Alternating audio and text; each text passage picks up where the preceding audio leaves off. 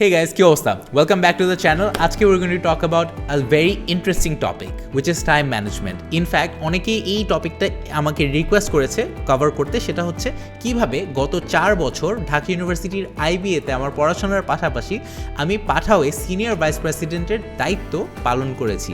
Specifically আমাকে জিজ্ঞেস করা হয় যে কোন টাইম ম্যানেজমেন্ট টেকনিকগুলো আমি পার্সোনালি কাজে লাগিয়েছি এই সময়টাতে নিজের সময়টা আরেকটু বেটারভাবে ম্যানেজ করতে। অনেকজনেই জিজ্ঞেস করেছে, বাট স্পেসিফিকলি ফারহাদ, মিথিন এবং সামিউল আমাদের এই চ্যানেলের 3 জন বিশেষ সাবস্ক্রাইবার আমাকে কমেন্ট সেকশনে জানিয়েছে যে তারা অনেক ইন্টারেস্টেড এই টপিকটা নিয়ে। So thank you so much for letting me know, and please আপনাদের বাকিদেরও যদি কোনো টপিক থাকে যেটা আপনারা চান আমি কভার করি, প্লিজ কমেন্ট সেকশনে জানাবেন।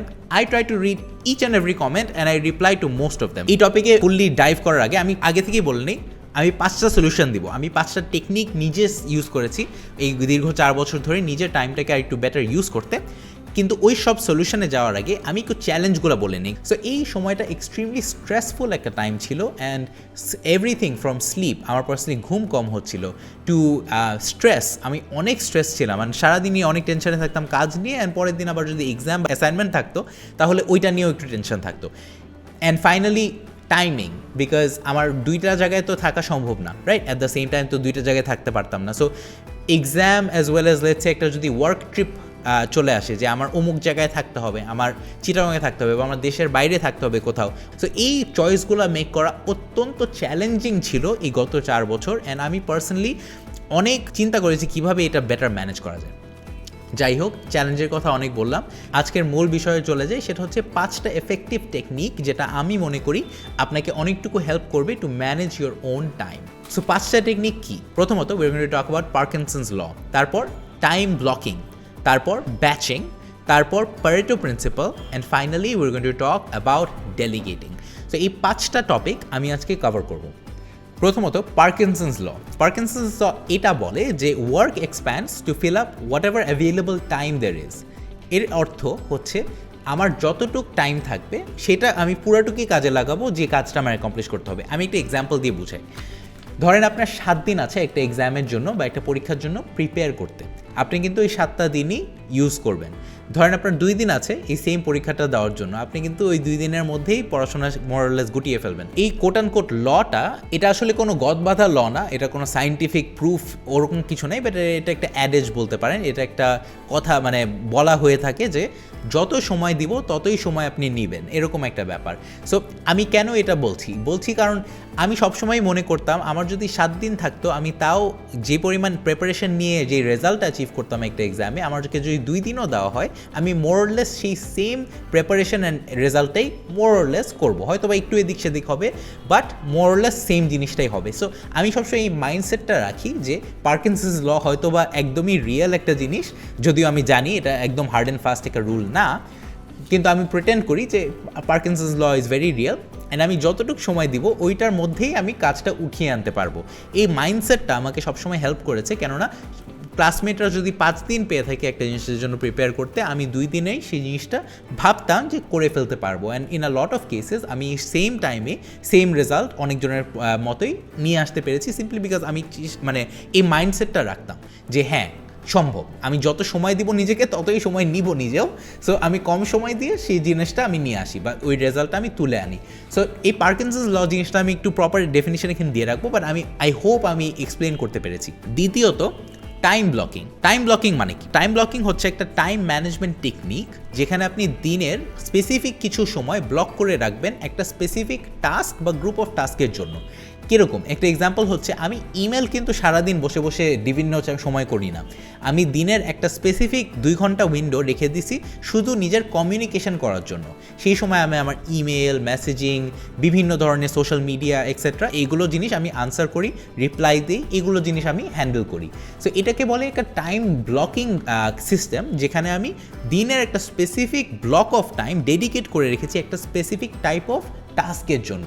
এটা অত্যন্ত জরুরি, কেননা আমি কনটেক্সট সুইচ করছি না। ধরেন আমি একটা লেখালেখি করলাম, একটা রিপোর্ট রাইটিংয়ে বসলাম, তার মাঝখানে আমি হয়তো বা একটা ইমেল আবার রেসপন্ড করলাম। এতে যে কনটেক্সট সুইচিং করতে হয় এটা কিন্তু অনেক ডেডলি বা অনেক নিজের মেন্টালি অনেক ট্যাক্সিং। সো এই জিনিসটা কনটেক্সট সুইচিং অ্যাভয়েড করা উচিত যতটুকু সম্ভব, অ্যান্ড এই কারণে টাইম ব্লকিং একটা স্পেসিফিক টাইপ অফ টাস্ক একটা স্পেসিফিক সময়ের মধ্যে করা অত্যন্ত জরুরি এবং কার্যকর। সো আমি টাইম ব্লকিং জিনিসটা অনেক বেশি কাজে লাগিয়েছি নিজের জন্য, অ্যান্ড সারা দিন আমার পুরো ক্যালেন্ডারটা এভাবে বিভিন্ন কালার কোড করে আমি স্পেসিফিক টাস্কগুলো স্পেসিফিক সময় শিডিউল করে নিয়েছি। এটার দ্বিতীয় অ্যাডভান্টেজ হচ্ছে শিডিউলিং কিন্তু বারবার করতে হয় না, কারণ আমি একবার যদি টাইম ব্লক করে রেখে দিই তাহলে আমার বারবার চিন্তা করতে হবে না যে কখন কোন জিনিসটা করব। এই শিডিউলিংটা অত্যন্ত জরুরি, অ্যান্ড এটা ইউজুয়ালি করা উচিত আগের দিন রাতে, নট দিনের শুরুতে। কেন? আগের দিন রাতে if I have a quick mental review of সামনের দিন কি করতে হবে, তাহলে আমি সব কিছু প্রপারলি আগে থেকে প্রায়োরিটাইজ করে রেখে ফেলতে পারবো। আমি স্পেসিফিক টাইমগুলো ব্লক করে ফেলবো, অ্যান্ড পরের দিন জাস্ট আমি এক্সিকিউশন মোডে চলে যাব। নো চিন্তা, অনলি কাজ on the next day. So এই জিনিসটা অত্যন্ত জরুরি যে আগের দিন রাতে নিজের মাইন্ডটা প্রিপেয়ার করে নিজের ক্যালেন্ডারটা আমি শিডিউল করে নিব, অ্যান্ড পরের দিন জাস্ট কাজ করব। এটা একটা খুবই ভালো Segway into hour next topic, which is batching. আমি যে প্রথম কনসেপ্টটা বলেছিলাম টাইম ব্লকিংয়ের সময় যে সব ইমেল বা কমিউনিকেশন একটা স্পেসিফিক সময় করব, এটাকে আরেকটা টার্ম বলা হয় হুইচ ইজ ব্যাচিং। ব্যাচিং অর্থাৎ সিমিলার গ্রুপস অফ টাস্ক আমি সেম টাইমে করব। এটার দুইটা অ্যাডভান্টেজ আমি এর আগেই বলেছি। একটা হচ্ছে কনটেক্সট সুইচ করতে হয় না, একটা কাজের মধ্যে আরেকটা কাজ নিয়ে চিন্তা করতে হচ্ছে না, অ্যান্ড দ্বিতীয়ত শিডিউলিং করার জন্য বারবার সময় ব্যয় করতে হচ্ছে না। তো এই দুইটা জিনিসই অত্যন্ত জরুরি এবং কার্যকর। আমি নিজে প্রায় প্রতিদিনই এই টেকনিকগুলো কাজে লাগাই। Number 4, Pareto principal. Pareto principal এটা বলে যে 80% of your results are coming from 20% of your efforts. এর মানে হচ্ছে আমি এমন কিছু ক্রিটিক্যাল কাজ করব যেটাই ড্রাইভ করবে আমার মেজরিটি অফ রেজাল্টস। আমি যদি আমার পড়াশোনা আইবিএর কালের থেকে একটা পড়াশোনার এক্সাম্পল দিই, আমি ক্লাসে থাকতে মেজরিটি অফ টাইম স্পেন্ড করতাম বা অনেক বেশি এফর্ট স্পেন্ড করতাম নোটস নিয়ে। টিচার যা বলতো বা প্রফেসর যেটাই বলতো আমি সব কিছু লিখে ফেলতাম। আর আমি নোটিস করেছি যে আমি যত বেশি নোট লিখতাম ততই বেশি আমি বুঝে যেতাম টপিকটা, যত বেশি বুঝে যেতাম পরে যে আমার তত কম পড়া লাগতো। আমি অনেকটুকু এটা স্ট্র্যাটেজিকলি একটা গেম খেলেছি যে আমি টেক্সট বুক পড়ার মতো অত সময় দিতে পারবো না, এই কারণে ক্লাসে বসে আমি টিচারের সামনে বসে যখন লেকচার দিচ্ছে যতটুকু পারবো নিজের ভাষায় লিখে নিব, অ্যান্ড ওই নোটসটা পরে পড়ে জাস্ট ওইটাই রিকল করবো। এতে হয়তো বা আমি একদম টপার হয়ে যাব না বা 95% মার্ক পাবো না, বা অ্যাটলিস্ট 85 তো উঠবেই।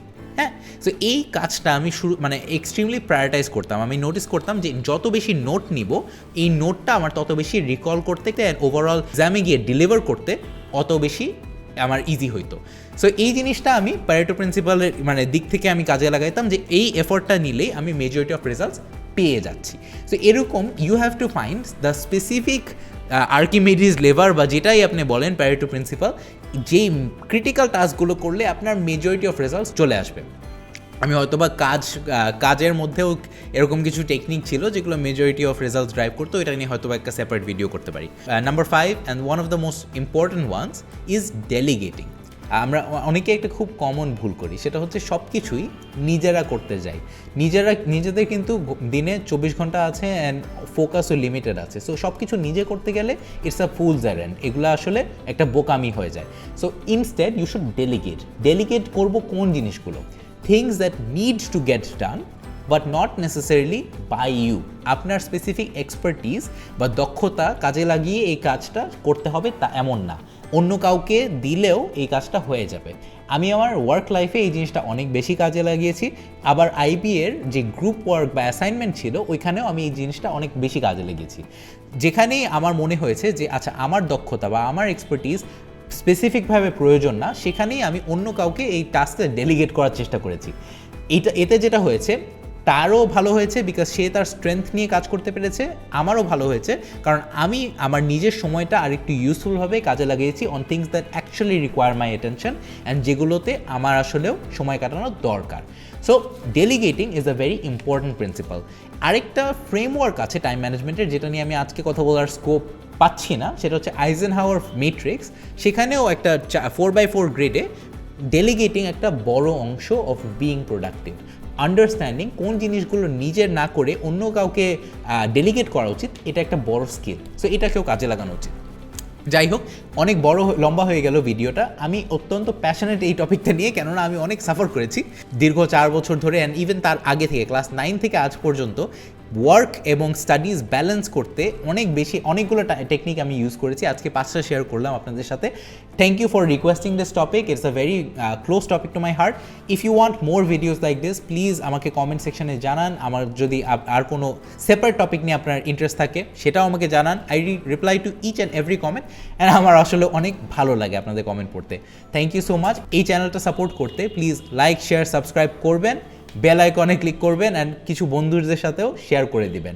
Thank you so much for your support. I truly enjoy making this videos, and I'll see you in the next one.